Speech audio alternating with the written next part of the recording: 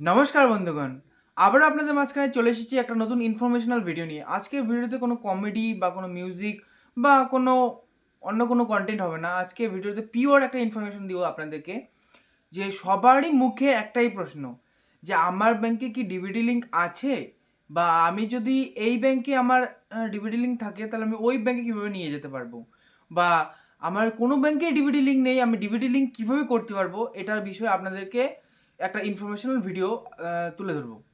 তো চলো শুরু করা যাক। প্রথমে দেখে নাও, আমি গুগলে চলে এসেছি। যদি তোমাদের ব্যাংকে ডিবিটি লিঙ্ক থাকে সেটা কীভাবে চেক করবে সবার ফার্স্টে সেটা নিয়ে আলোচনা হোক। তো প্রথমে গুগলে এসে তোমাদেরকে সার্চ করতে পারে এনপিসিআই। আমি এখানে এনপিসিআই সার্চ করেছি, তাই আমার সার্চ লিস্টের হিস্ট্রিতে আছে। তো আমি এখানে ক্লিক করব। তো এনপিসিআই ক্লিক করার পর ন্যাশনাল পেমেন্টস কর্পোরেশন অফ ইন্ডিয়ার এনেবলিং একটা ওয়েবসাইট আপনাদের সামনে খুলে যাবে। তো ওখানে ক্লিক করবেন। ওখানে ক্লিক করার পর আপনাদের সামনে একটা অপশান পাবেন কাস্টমার। এখানে ওপরে দেখতেই পাবেন আপনারা। দাঁড়ান, আমি আপনাদেরকে স্ক্রিনটা লাগিয়ে দিই আপনাদের সামনে। তো কাস্টমারে ক্লিক করবেন। কাস্টমারে ক্লিক করার পর এখানে ভারত আধার সিডিং এনেবলার এখানে ক্লিক করবেন। এখানে ক্লিক করার পর আপনাদের সামনে একটা পেজ এরকম খুলে যাবে, যেখানে আপনারা আধার ম্যাপ স্ট্যাটাস, এখানে আধার ম্যাপ স্ট্যাটাস আছে, আধার ম্যাপিং হিস্ট্রি আছে, request status check, account details, Aadhaar seeding ডিসিডিং।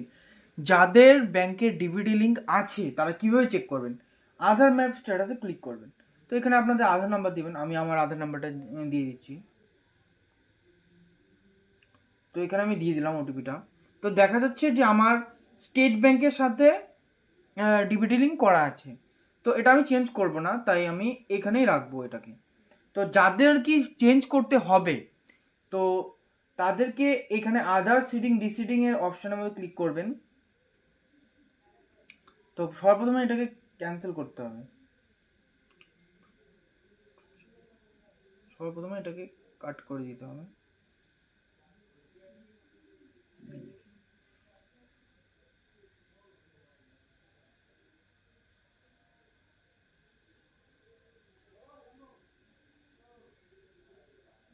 তো যারা ডিভিডি লিঙ্ক করবেন, এখানে আদার সিডিং ডিসিডিং বলে একটা অপশন আছে, সেখানে আপনারা ক্লিক করবেন। সেখানে ক্লিক করার পর আপনাদের আধার নাম্বারটা দেবেন। এখানে সিডিংয়ে ক্লিক করবেন, ব্যাংকের অ্যাকাউন্ট নাম্বারটা নিচে দিবেন এবং ব্যাংকটাকে সিলেক্ট করবেন।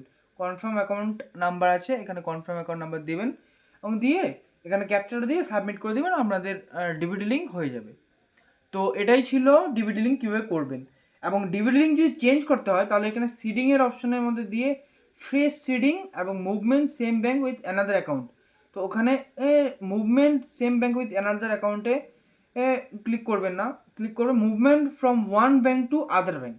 সবার নিচেরটাতে ক্লিক করে আপনারা এটাকে চেঞ্জ করতে পারবেন।